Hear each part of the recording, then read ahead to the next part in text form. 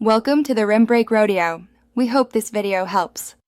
You already have Face ID enrolled and a passcode. Now begin.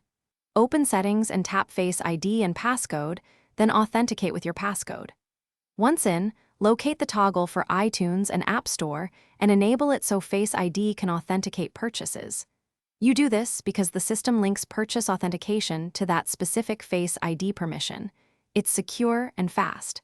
Make sure to enable attention detection if privacy matters to you, and note the change takes effect immediately for App Store prompts. Now continue with the flow by opening the App Store and selecting an app or subscription.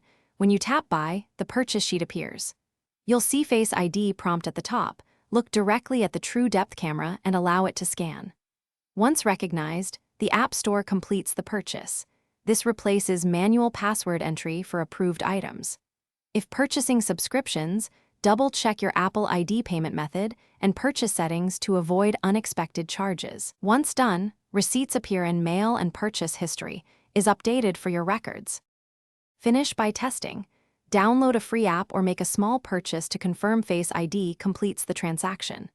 If it works, you're done. If not, reset Face ID or add an alternate appearance in settings. This fixes recognition errors from significant appearance changes. Once done, make sure attention detection and camera access aren't restricted. If problems persist, restart the phone and re-enable iTunes and App Store under Face ID settings. That typically resolves lingering permission glitches and restores smooth, secure purchases. Thanks for watching.